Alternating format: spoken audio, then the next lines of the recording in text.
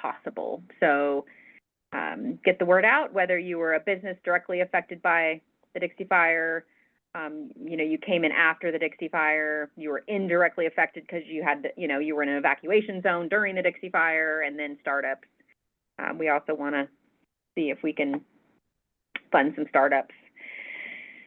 So guidelines are out. They're all posted on the planning department website. So you can check them out. And then the staff report has amended guidelines with, again, some questions to the board to direct to final the guidelines. Thank you. Thank you very much, Tracy. And I'm going to put the your website information in there right now, just so we have it. Yeah, an additional workshop coming this Wednesday. Yeah, Wednesday. Thank you. Thanks for the clarification, Tracy. All right. Any additional questions on that right now? Yeah, I have a question. Hey, Tracy, is this workshop going to be the same material as the last one, or is it going to be different? Okay. Well, same as last time. Well, with the exception, I guess, now that the board's going to see this tomorrow, so I'll have more information as to the board's direction on those 4 questions. So actually, the majority of it will be the same. There will be clarifications on, as the guidelines were amended since the last workshop, and then and then kind of a highlight of what is the final information. Great, thanks.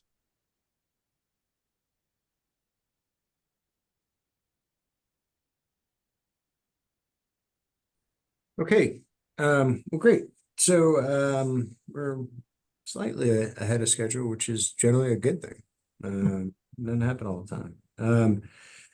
So at this point, I wanted to kind of transition to just a little bit of a report out or share out with regard to some of the subcommittee meetings that have transpired over the last few weeks. And it's depending on how frequently anyone's been able, thanks again, Tracy, no problem. How often anybody's been able to meet or what was able to really be gained from that experience, that's fine. It's still another opportunity for the team here to discuss, maybe even some of the obstacles that still remain with some of those areas, but, at least give kind of some background and understanding of where everybody's at. So I'm just going to go ahead and start off with the Economic Development Subcommittee, just to kind of share out what you all have been able to come up with since the last time we met. I'll turn it over to Kaylee or Marcia. Kaylee's going to do it for us. Okay. Okay. So Marcia, please feel free to chime in if I'm missing something here. Sherry and Kest were here also. They met with us. Valuable input from you guys too. So please feel free to add to what I have to say. But I think really basically we met, had some very, very good conversation. I think we ended up talking mostly about bringing businesses either here or back and adding to the commerce here in the Valley. Not so much talking about any more research, right? I think people are a little bit tired of spending more money on more research on what maybe we still want or don't want. I think we've done that, and I think we as a group kind of decided.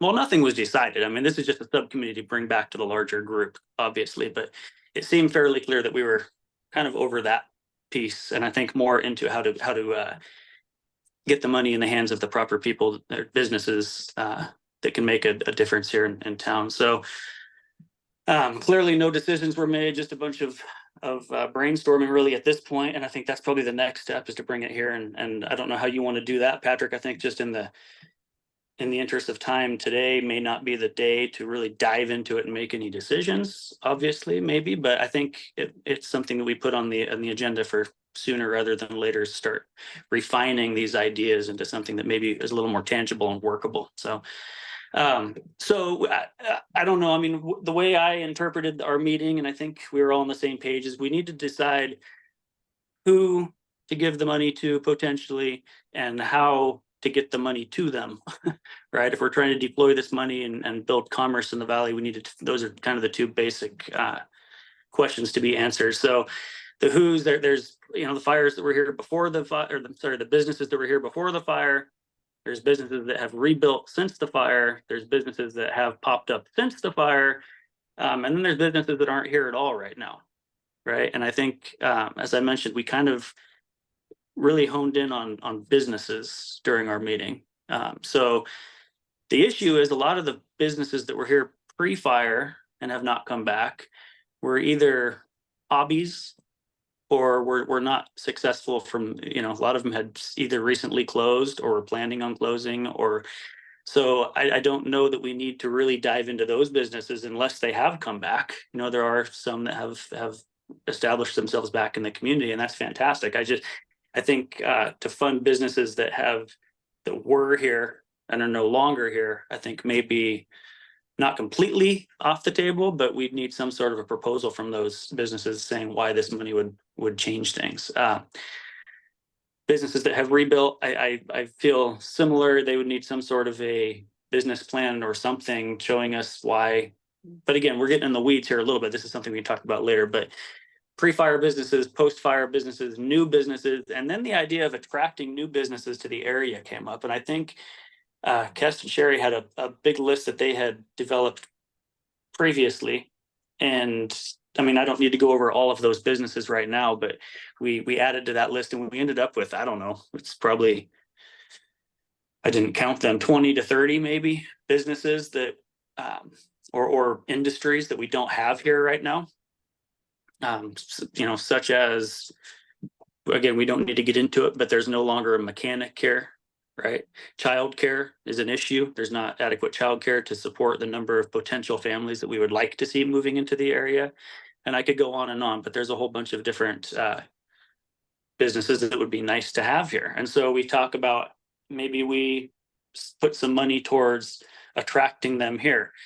And whether that means hiring someone to go out and actively recruit those people, or whether it means incentivizing businesses that move here somehow. I don't know exactly what that looks like, but there are certain industries that are not here right now that is going to make it difficult for any sort of a rebuild to happen, or to make this town appeal to new families moving into the area without them. That's, and I just mentioned a couple of them right there.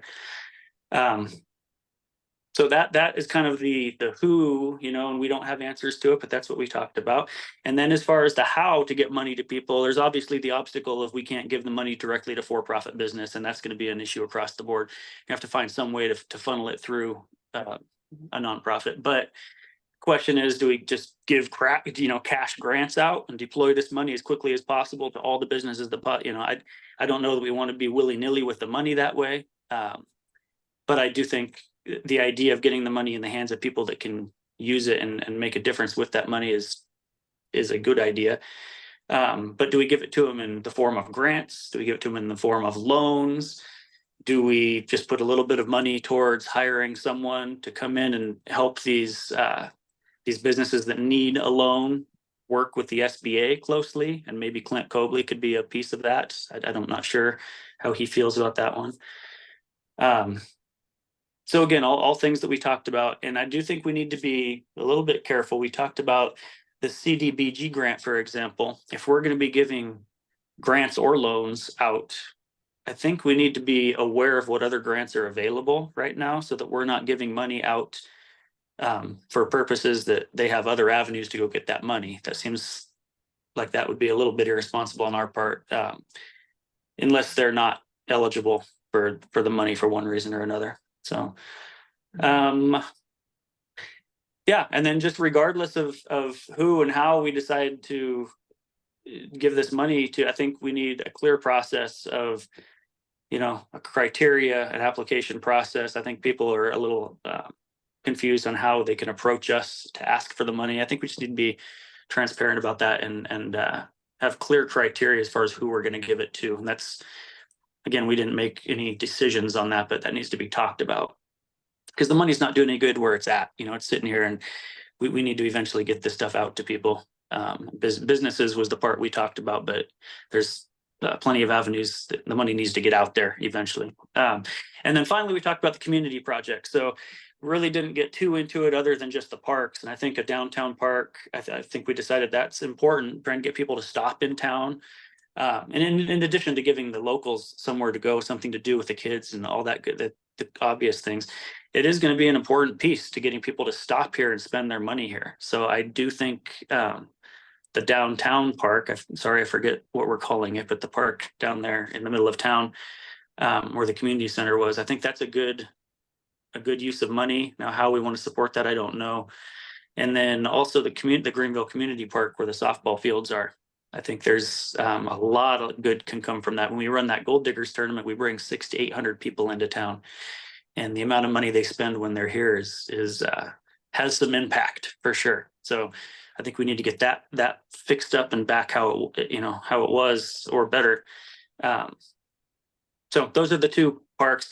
Now, the other thing we did talk about a little bit was, and we didn't dive into it because it's not our area, there's a housing committee for this, but housing maybe should come first. I'm not sure what, just the chicken and the egg thing that we're always talking about, but I'd be curious to hear what came out of the housing subcommittee, because I think that may be, that is equally, if not more important, to be honest. So anyway, and then the other one more thing, the barriers, and I don't know, we can brainstorm how to get past these barriers.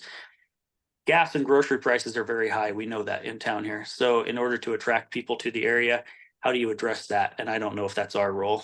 Maybe stay in our lane and avoid that. Maybe there's nothing that can be done, but that is something that came up very briefly if we're trying to attract businesses and individuals to move to the town. Those are things that and having no childcare are obstacles. So that's what I have. Yeah, thanks, Kaylee. And if that's, I think it's documented, you guys kind of jotted all that down on even just a sheet of paper. Mhm. That would be fine, I think, just to send out to the steering committee just for future brainstorming. And as we continue to kind of coalesce these ideas, and especially look for overlap between, as you just sort of mentioned, some of the economic development or really business development aspects, and how that influences housing and vice versa. As these things will probably play out not to be mutually exclusive, but tied across a wide system of things that need to happen. And then there's, sometimes being able to sort of look at those things and prioritize. Prioritization gets kind of thrown around a lot, like, well, this is a priority and that's a priority. And so if you have an exhaustive list of priorities, then nothing's a priority, right? So trying to really shoot that down, and with the money that the DFC has available and the flexibility that we potentially to grant, worthy projects in the short term, allowing maybe some of those larger issues to be shepherded by the county or however those things play out with regard to their recovery work. So yeah, a lot of options, and thanks for kind of collecting all that and being able to brief the team. And if Marcia, did I miss anything important you feel I should have mentioned? I just thought it was interesting how much time we spent talking about housing. Yeah. We had Clint with us, and he's talking about the three-legged stool, and it's housing, economic development. What's the third one? Yeah. I don't remember. Yeah. job, employment, I don't know. Yeah, I can't remember. But anyway, he and Kes and Sherry worked a lot on economic development. So it was really great to have them with us when we were discussing it.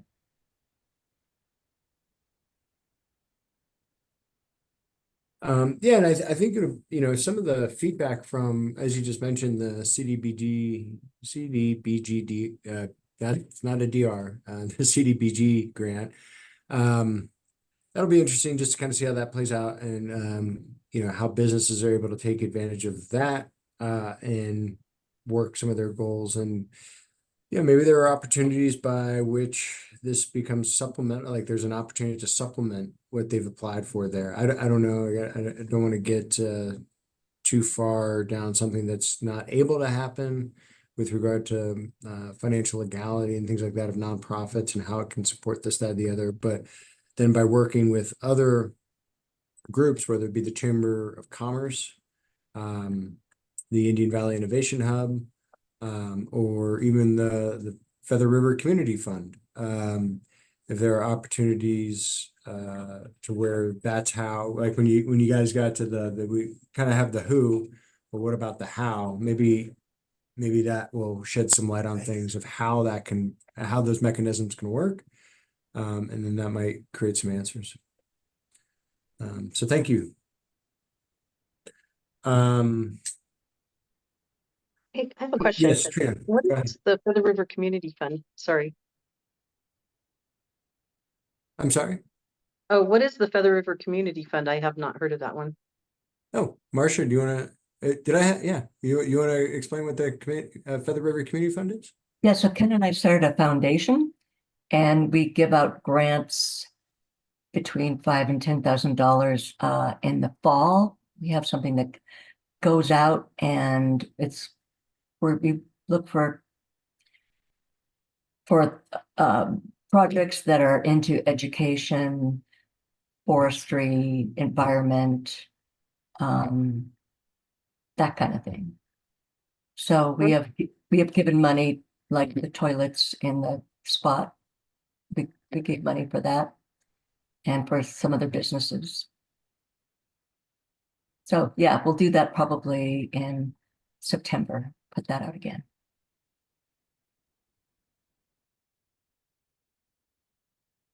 Thank you, Marcia. Thank you, Trina. All right. And yeah, Kaylee, if you want to just send that out to the team, I think you have everybody's email address. It's probably the easiest way to do that. Now we'll move on to housing. Matt, I know that you and Greg were on that. Greg unfortunately could not join us today. He is helping a friend of his who's going through some park fire, who's unfortunately affected significantly by the park fire. So Greg's helping that individual out, so he was not able to join us today. But Matt, if there's anything you'd like to elaborate on in the last few weeks that maybe has bubbled up here to the team.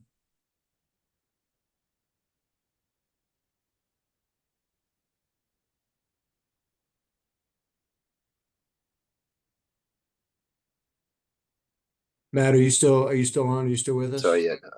Hold on. No problem. Hold on.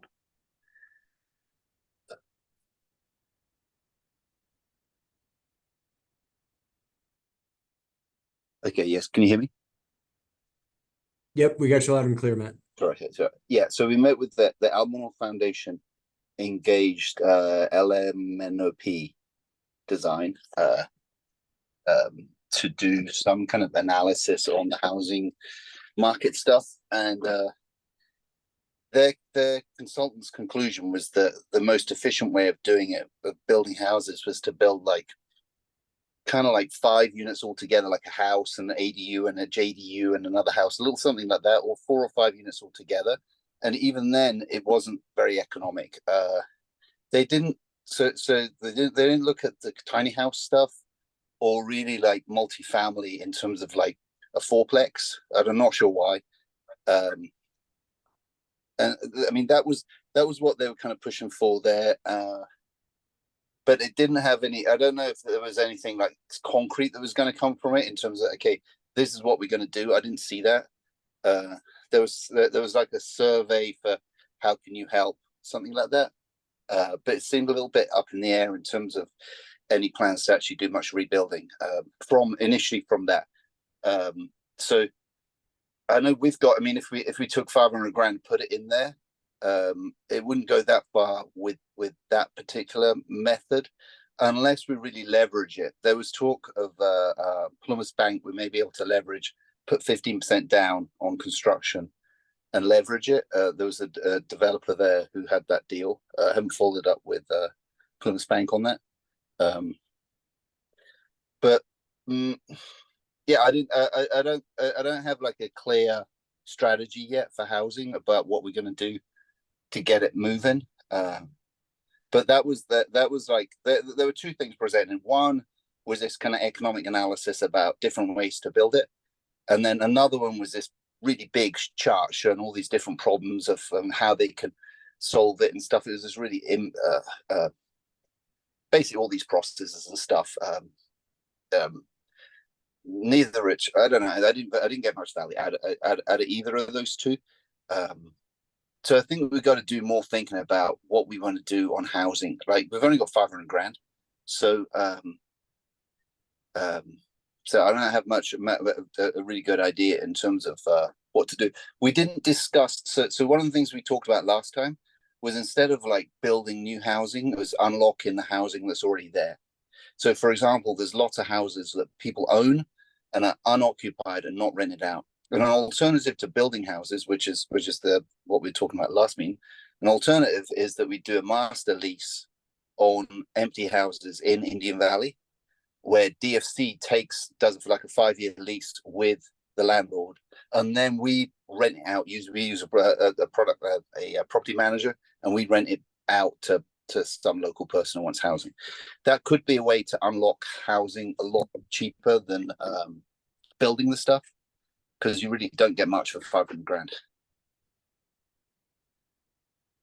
Yeah, so and Matt, I'd concur. I mean, from what the Almanor Housing Council and the efforts that they're kind of pushing right now, they do seem very much in this sort of the academic stage of looking at feasibility and is this possible and is that possible? So not a lot of concrete plans yet. I know that they're going to meet again at 3 p.m. on August 15th. That'll be hosted Zoom, and they're going to use our office again right here. So another installment of just some of the things that they're thinking about. The gentleman who came up here from Quincy, he's looking at multifamily housing, kind of what you've been talking about, Matt. And then that other gentleman who's been working at Rebuild Paradise, who as of late, he's actually he just was voted on to the Campfire Collaboratives board. His name is Kelly Konzelman, and his partner, Hector Vizcarra. They came up, I chatted with them back in December, and they came up in January when we had the contractors fair, just to kind of look at the area and get an idea of if they could replicate what they do in Paradise, if it would be feasible here. So they're still kind of working on that, and that's the projections and whatnot that Matt just talked about. Additionally, there's other ways to go. So one of the reasons that their program works in Paradise is that Paradise, prior to Campfire, already had on the books a first-time homebuyers assistance program. And I think at that point, prior to the fire, it was up to $30,000 that a would-be homeowner could apply for, and then that ballooned up to $100,000 post Campfire. The entity or the body that would be responsible in Plumas County for hosting something like that is the Plumas County Community Development Commission, the PCCDC, and they're located down on Main Street down there in Quincy, next to what was formerly known as the Ohana House. And so, maybe I know that Clint Cobley has brought this up of trying to see if the Community Development Commission here in Plumas County would be amenable to kickstarting that. They had indicated, the Development Commission had indicated in 2019 that they were going to apply to do something like that. If you look at the housing element from that year, item number 12, they state that a first-time homebuyers assistance program is something they want to pursue. When I contacted their director, a gentleman by the name of Roger Diefendorf, about it, I think heart's in the right place. They're just very busy with their primary mission, which is they provide vouchers for low-income housing across the communities here in the county. One of their setbacks was so that was in 2019 when they stated that. 2020 came with COVID, they got set back. 2021 with Dixie Fire, they got set back again. So a lot of explanations as to why they haven't gotten a program like that going, but maybe if there's something that we could do to help support that, either through some basic seed money funding if they need personnel or whatever it is that they need to do, if that's something that they can kind of unlock the doors on, that might be beneficial. And not just here in the Bernska area, but that would be something that would affect the county overall. Matt, for you, I have another point of contact, a gentleman by the name of Kevin Cox. Some of you may know Kevin. He's the director of Hope Crisis Response Network. I had a conversation with him the other day. Hope Crisis Response, they had intended early on because they had been doing a lot of work in the Paradise region. I think up to this point, they just kind of wrapped up in Paradise and they've built 14 homes there. And what they do is they build the homes with a volunteer labor force. But they do it through a program through HCD called the Cal Home Grant. Unfortunately, that's one of the biggest obstacles in HCRN, Hope Crisis Response Network, of them pursuing work up here, which unfortunately wasn't realized until after the fact when they first came up and they were pursuing some opportunities here. That Cal Home Grant that the Cal Home Grant and how it works, and I don't really know all the specifics of it, but that's critical to how they can build the home with the labor force that they have. And then they also do a pretty good job of getting materials at a marginally lower cost than, say, if a homeowner was just building a house through like a contractor or whatnot. They get a lot of materials donated and things like that for their work. So, but Matt, I'd be happy to put you in contact with Kevin so you all can chat to see what opportunities there are.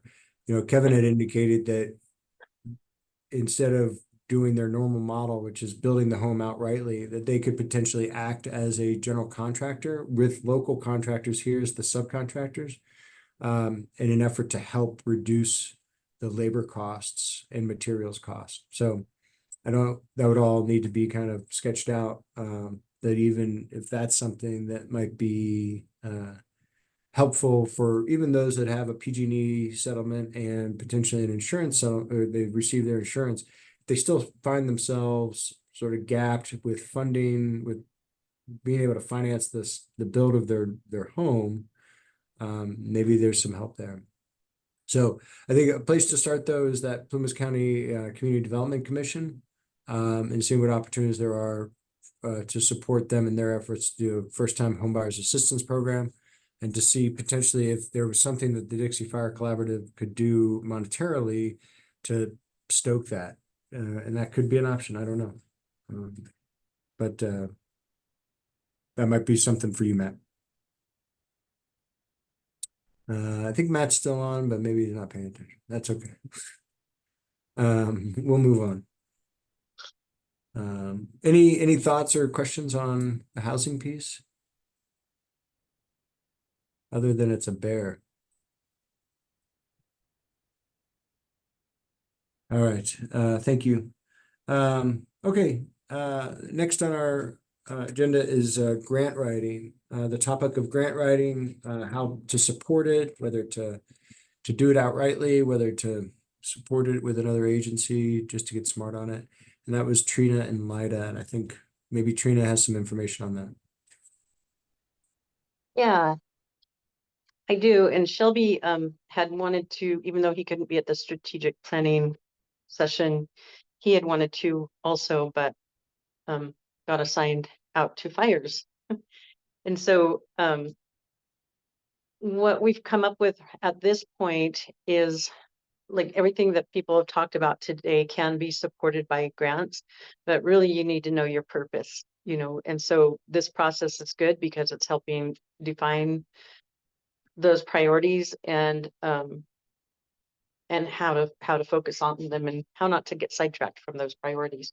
So I had called Sierra Nevada Conservancy because there's a woman named Elisa Brown who has been working for them for quite a few years now, who's a grant specialist. And so she helps organizations find grants,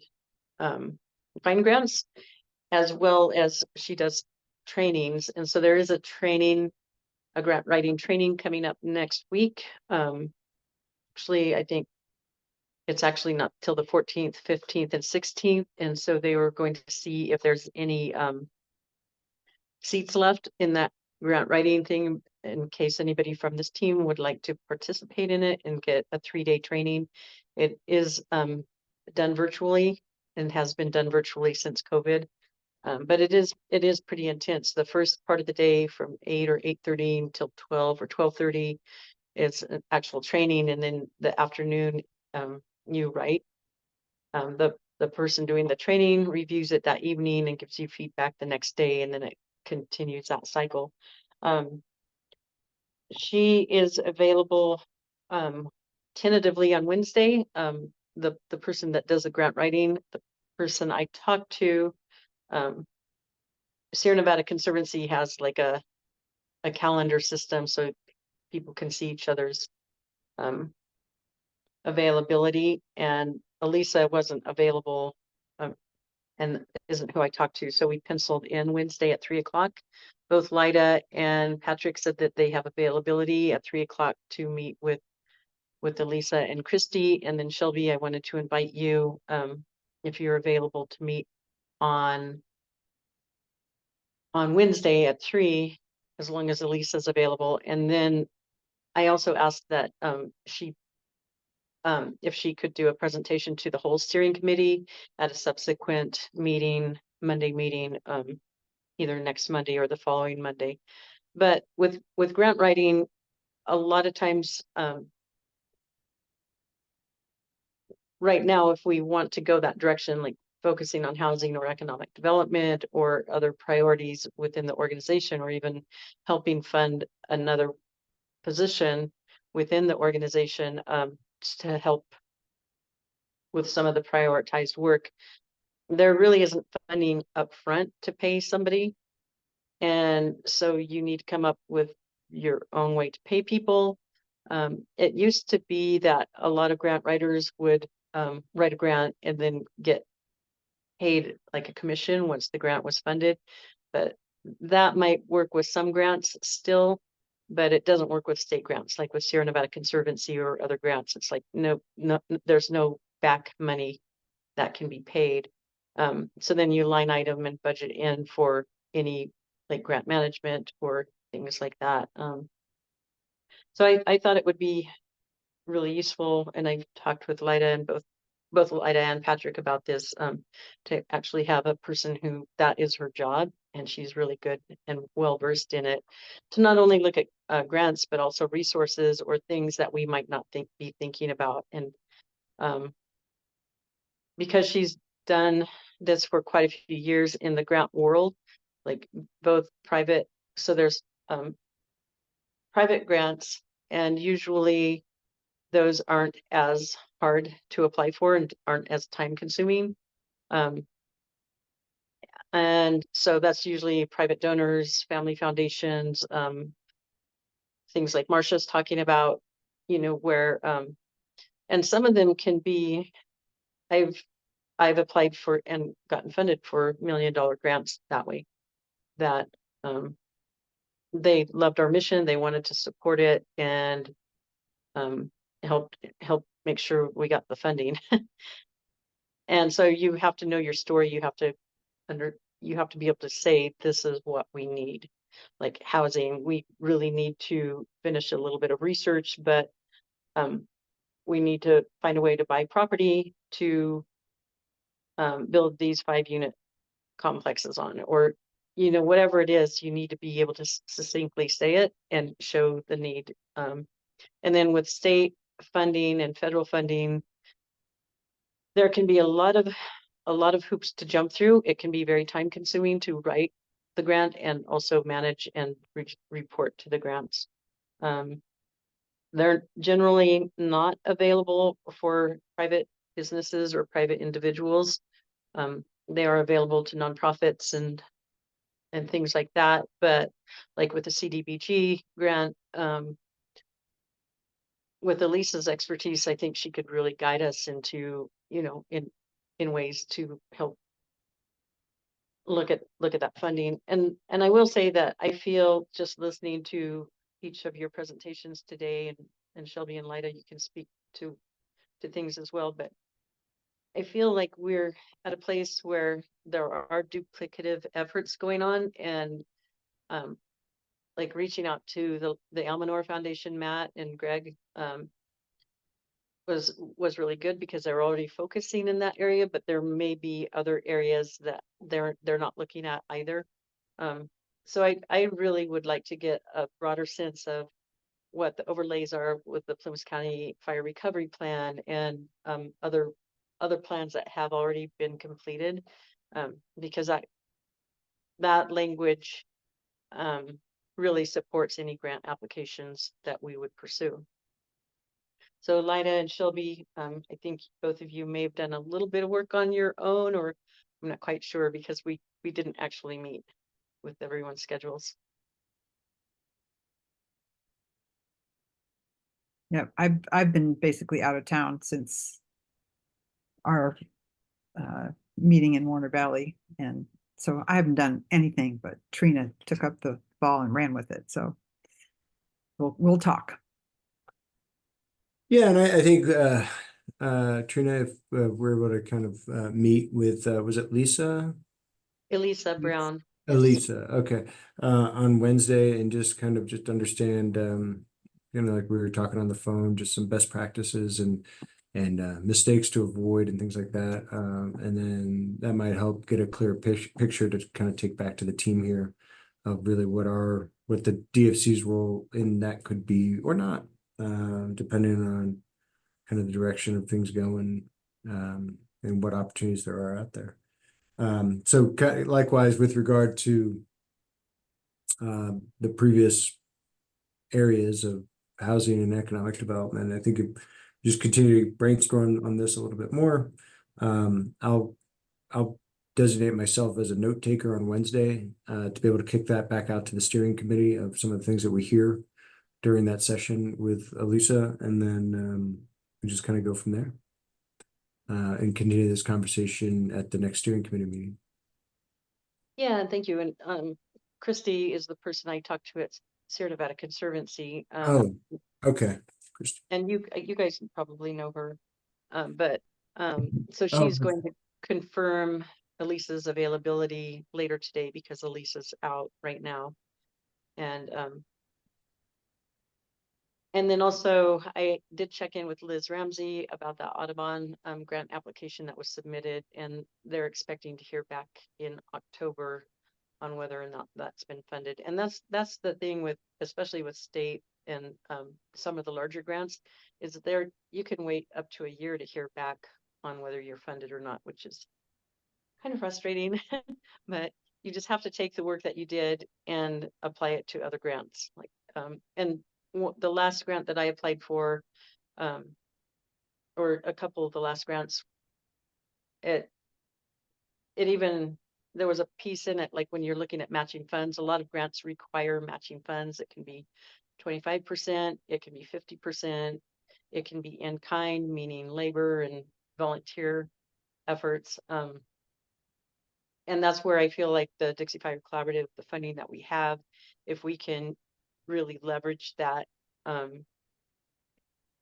with that in kind or other areas, we can, I think we can go a lot further in helping provide more empowerment to our communities.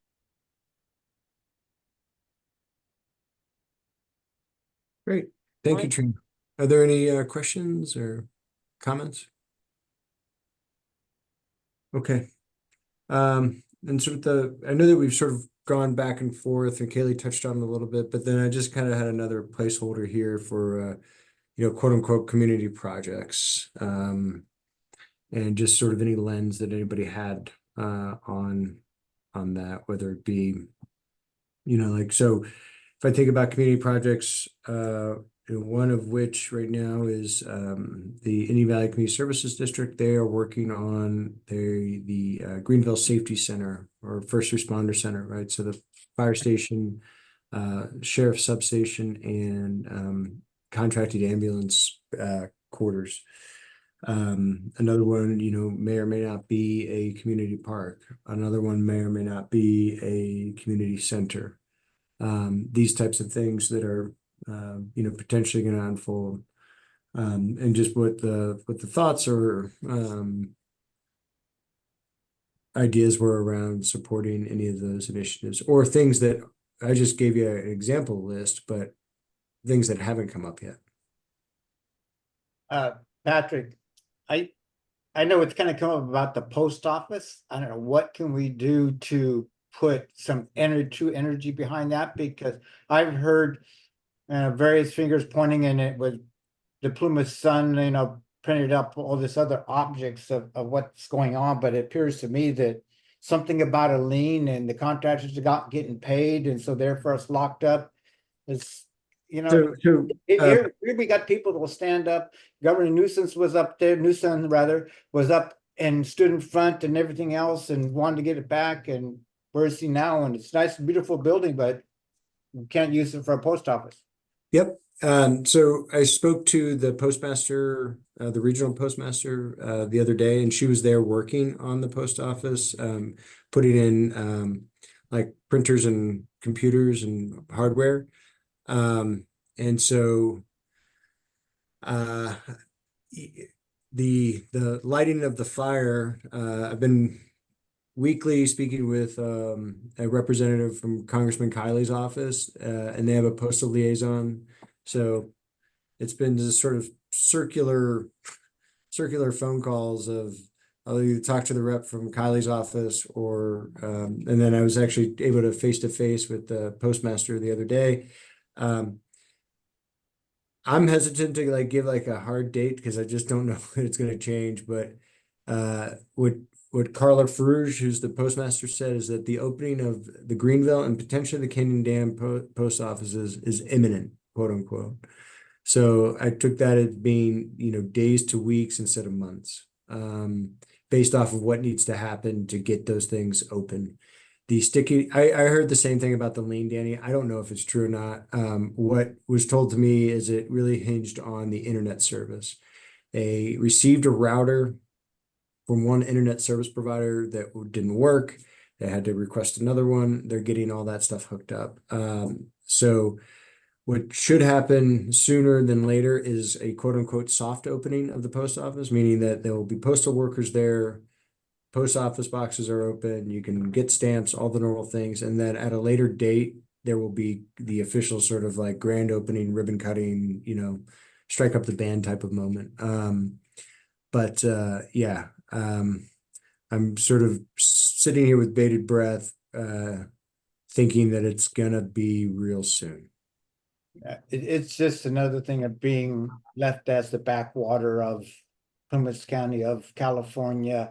We're not Caldor, we're not over there, we're not with the big bucks. So yes, and bring up the Caldor fire, the Grizzly Flat. There was a post office affected there, the Grizzly Flats, that opened up about within the last 5 months, I think. And so when I was talking to Pam Grant, who's one of the district representatives for Congressman Kiley, I was like, what did they do? Like, why did all of a sudden that materialize seemingly out of thin air? And this thing, the building itself, it looks like it's been more or less complete since the end of March of this year, with some finished things, with some odds and ends, some shelving and the PO boxes. There's some finishing that needs to happen with them and all these other things, but There is an update on that, actually.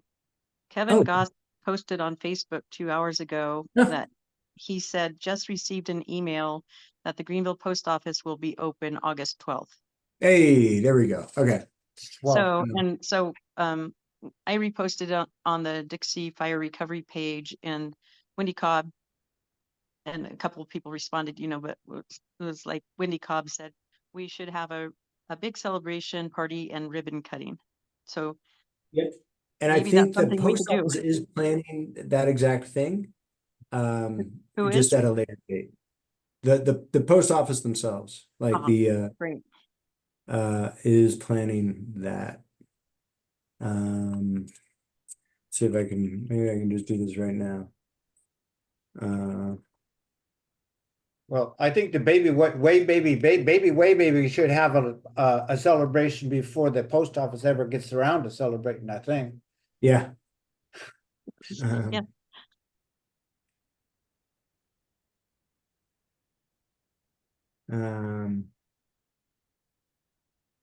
anyway. I don't know. I don't know that I have access to that. Yeah, well, anyway, so that's extremely good news. So I'll take that as the happening then for the 12th, you said, Trina, right?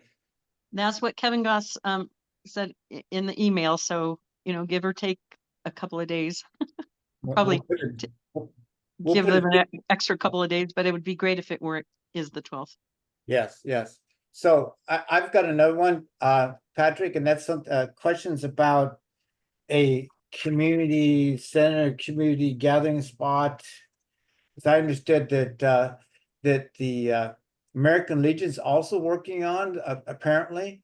I don't know, just kind of rumors I'm hearing around, so along with is there any duplication of efforts? I think that still should be distinct, because can't have more than, always better to have more than enough meeting places than not with 0 meeting places, so. Yeah, right now, what it looks like is the American Legion is they're getting ready to pour a foundation. And so there's concrete workers over there, at least they were there this afternoon. The footprint of their building looks, based off of what's the foundation that's being laid out, looks a little bit smaller than the space that they once had, which was the old school. So it looks like they're going with a smaller size building, really kind of support their basic needs for the Legion. But yeah, that is happening. And actually, the Southern Baptist Church over on Wolf Creek Road, they are getting ready to lay a foundation for a multi-purpose room themselves. Okay. I just saw that last week. Well, good, yeah, because some people are getting concerned that there might be other community centers, so why should we get the Indian Valley Community Services District to put together one? Yeah, and Danny, that's a good point. And yeah, absolutely, right? So, with the Legion building, some type of building that remains to be seen exactly what it is and what capabilities it'll have. That, if there's, 6 of these around town, because each separate entity has decided to kind of build their own thing, which is fine, right? It's their prerogative. It suits their needs and purposes. I would also offer that prior to the fire, between the Methodist Church, the Legion, some of the other churches, St. Anthony's, there were multi-purpose spaces, and yet there was still a community center that, depending on whose needs and timing and scheduling and what type of community events were happening, was still utilized as well. Right, I just want to bring that up because it was brought up to me, kind of saying duplication effort. But what I see that the ICVS, the Indian Valley Community Services District, could offer is their more direct connect with the county and to be able to bring county services. I think the county would be more amenable to leasing or working through them than going out to a private entity. Yeah, so that exactly what you just mentioned, Danny, is kind of the way the CSD envisions their support, because the county has, I don't know that they've put this in stone yet, but instead of rebuilding the town hall and the library on their own, right? That if it was a joint venture with the CSD, and then they were able to then lease space directly, so help with the planning of it. And then as it relates to the operations and maintenance of something like that, then that would go to the CSD, and then the county would just be another tenant, just like anybody else that, was using that as space, that they would have office space and meeting space for specifically social services, the different programs that social services runs, and also public health. Those were the 2 big departments that on just a basic needs assessment that. So we met actually the week that the park fire broke out. So 2 weeks ago now, met with Deborah and some of the department heads from social services, risk management, public health, et cetera. And they had, just kind of filled out a rough spreadsheet of what their needs were. And then Deborah had charged them to kind of go back with a deeper analysis to really get it wired. But yeah, those department heads were excited about the opportunity increase their footprint back in Greenville to include the library, right? So if the library and if everybody's sort of just, if it was a multifunctional space that these different county departments could utilize, in addition to anything else that's happening around here, that then they would always have a place to go to have remote services, 1 or 2 days a week or whatever their schedule works out to be based off of the needs. So, but yeah, those are all good points, Danny. But the thing is there anything besides concept? Is there, even plans drawn, even building plans yet? Or so, since No. nothing's happening, so what can we support? Can we support other community buildings being built, be it the the Baptist church, the Methodist church, wherever, why can't we help fund if they're starting, even the Legion, help them get going so there's other spots. I mean, I think that's what I'm seeing as far as activity going. Yeah, and I think I think everything that you just mentioned, Danny, would be on the table, right? So that's something I'm happy to start to inquire about with both the Legion and the Baptist Church. And, I know Marcia's very much connected to the Methodist Church, St. Anthony's as well, some of the other entities. And that was sort of the genesis behind the April organizational summit, was to kind of get smarter on what everyone's needs were to see where the DFC could potentially supplement. That has been, to be frank, that's been slow to materialize. But yes, that's the idea. Are there opportunities there? I'm sure there are. We just got to hear about them. The thing is, and those are all nonprofits, right? That's right. Talking to it all not, so they're fair, and so open up a thing and okay, all right. Yeah. So yeah, let me do some homework on that, and we can discuss that at the August 19th meeting.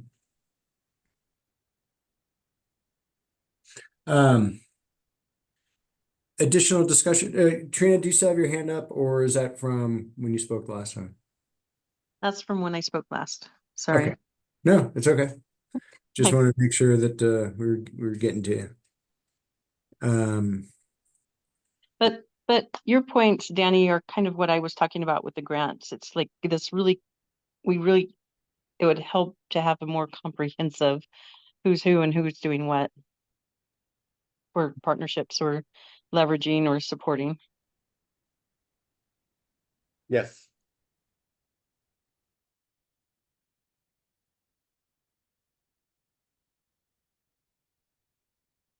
All right. So that kind of brings us to the end of that discussion, unless there are other questions or comments.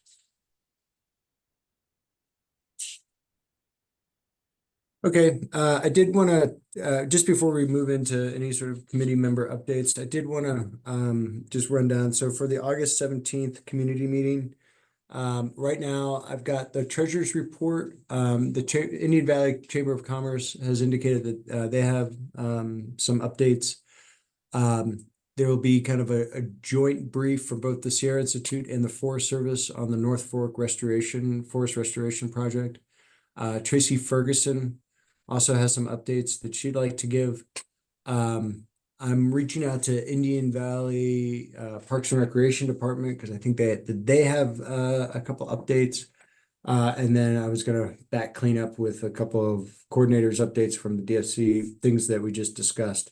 And hopefully we'll be able to share some good news about the post office.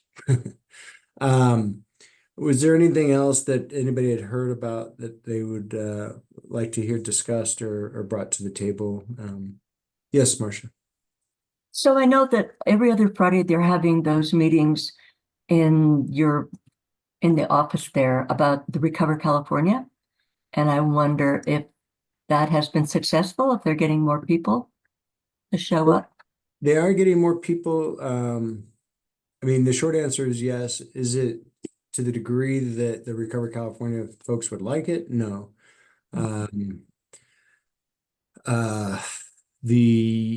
They're getting more applicants for the home hardening mitigation grant component of it, as opposed to the single family reconstruction. And there's been some anecdotal, I don't have any hard and fast data on this, but just what I was told from some of the case managers is just that it's been hard. Even people that are potentially eligible for the single family reconstruction, the red tape and sort of, taking advantage of a government program may not be what they're looking for. So, that's kind of a wide basket there of what those reasons could be, but that was sort of a general statement as to why it's been slow on the single family mitigation front, or the single family reconstruction front, rather. Thank you. Well, I'm still, collecting I put this out to the kind of the regular list of presenters that we have, plus all of our, sort of the valley-wide and some of the Quincy organizations to see if, to afford them an opportunity to share anything. I think it's just the summer seems to be kind of like a lull for, folks, and they got a lot of people out. Fire Safe Council, I don't know if they have anything that they'd like to share. I was gonna, if they didn't share it this time, I was gonna hit them up again for October. One other item is, well, not one other, but an additional item as it comes to meetings. This has to do with the October meeting. There's a research team that has been doing their work over the last year and a half from North Texas University, I believe. Marcia, I know you know these folks. They've been out here before. They did a series of surveys and interviews, and they're studying sort of it's a lot more detailed than this, but as I understand it, basically they look at things as it relates to disaster recovery with regard to population migration post disaster. And then the opportunity for housing and repopulation in an area after the disasters occurred. This team they've been focusing their efforts on fire recovery. And they're trying to study not only why people, like what are the basic reasons why people have to migrate post disaster, which I think some of those are obvious. And then what are the opportunities ever to repopulate? They want to share out some of the data that they've collected through their year plus of research. Marcia, could you mute? I think we're getting something in the background there. I'm not hearing anything, but I'll mute. Okay, thank you.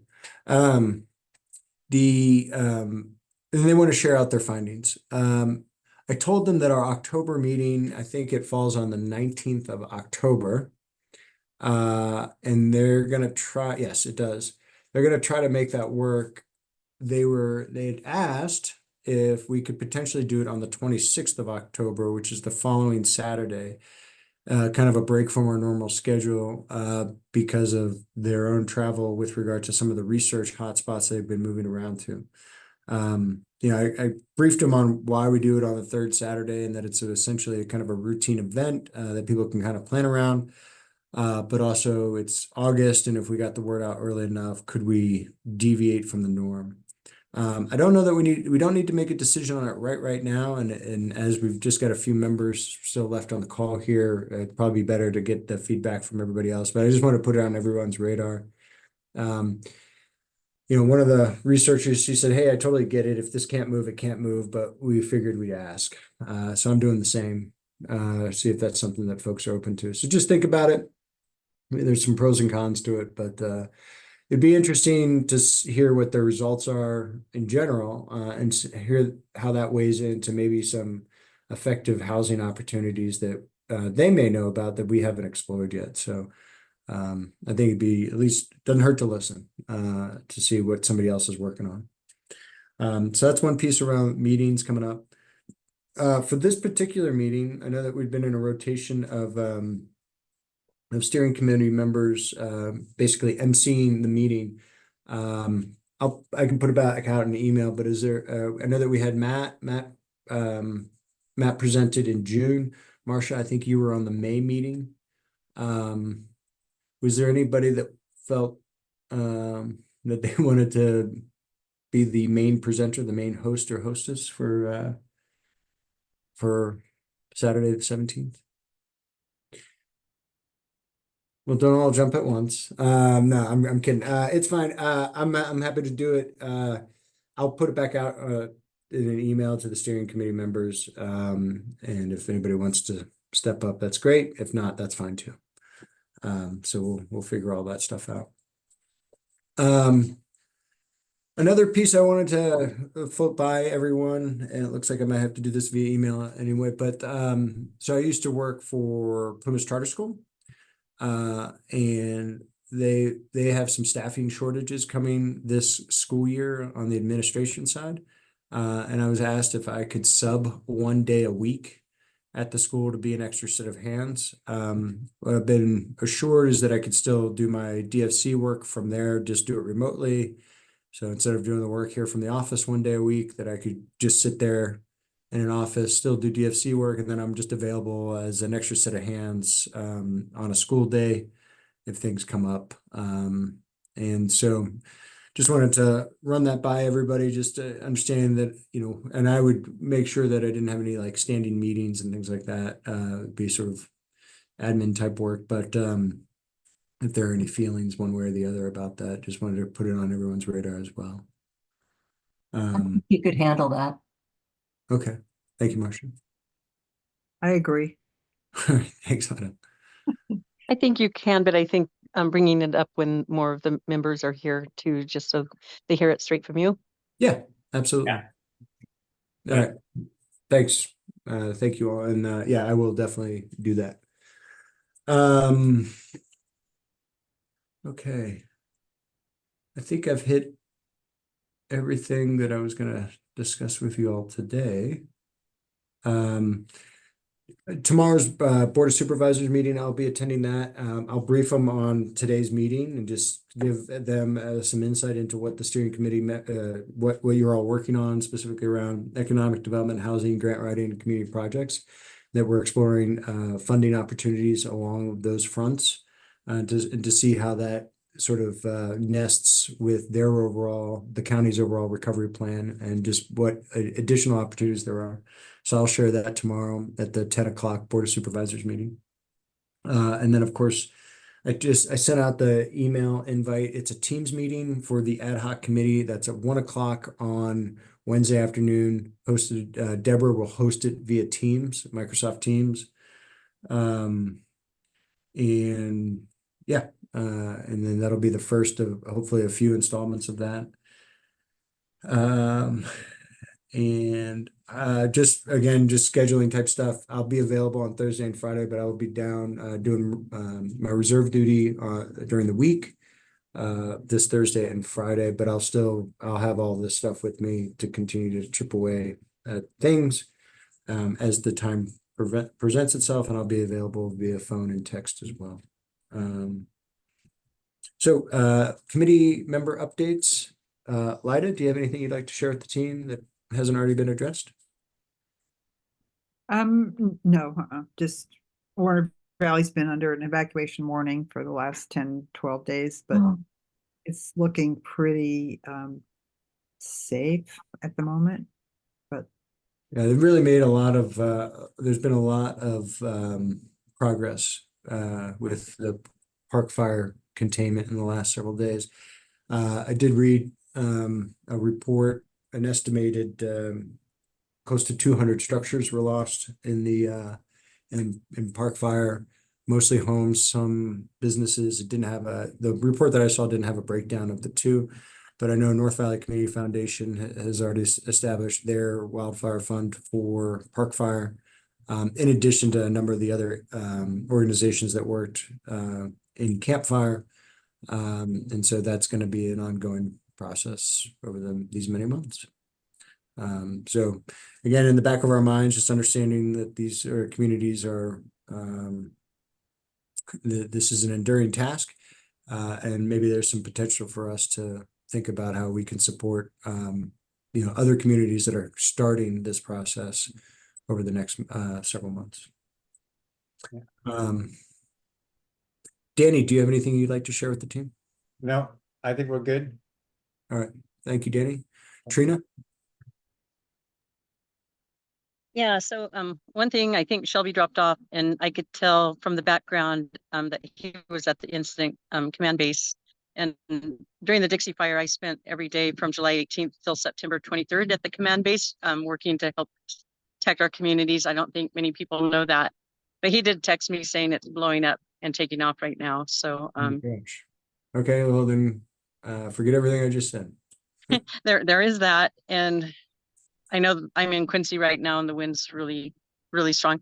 The other thing that has been brought up to me in the last week, it's been brought up a lot, but it's really been driven into me this week is the DFC community meetings.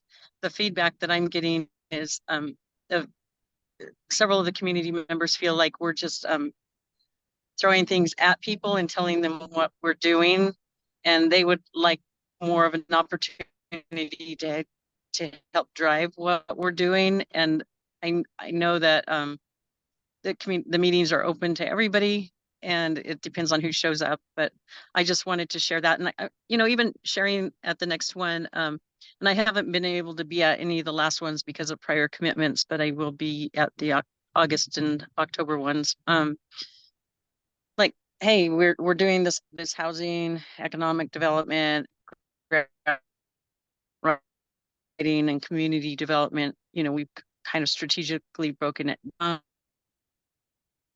Or if there's any outliers that community members would like to see, there's sticky notes or something that wouldn't take up a lot of time. Those are just thoughts or ideas. Yeah, I'll always open to recommendations on how that can be better. I mean, if anything in my time, anything I've said is that there's the big C in DFC is collaborative, right? And yeah, that's been the enduring task with regard to this, is trying to make it more inclusive as opposed to exclusive. So always happy to hear any recommendations on how we can do that better. Yeah, Patrick, kind of, following up what Trina's saying there and what you're saying, I think maybe, trying to get some more, I'm always on the communications. If I can't say anything, if there's going to be out communications, I still think there's gaps there we got to cover somehow. But maybe even flip it and put input first from the community. So then you're putting the community first rather than saving up all the questions to the end. You could have a savings, but say, hey, glad you're all here. Talk to us. Yeah, Something absolutely. like that might be a variation. Yeah, we could definitely take a look at that. We could definitely do that. That's an easy one. I think the reason that the questions go at the end is just so that everybody, whoever's presenting, can kind of brief their piece. And then, just in terms of time management, then if there are questions to follow up on, so somebody can get, so that no one specific topic gets sort of anchored too long, to where you don't get to the subsequent presenters. But yeah, absolutely. I understand, Patrick. It's a logistics thing, but it's that thing. The community. You're there. We're here for you. All right.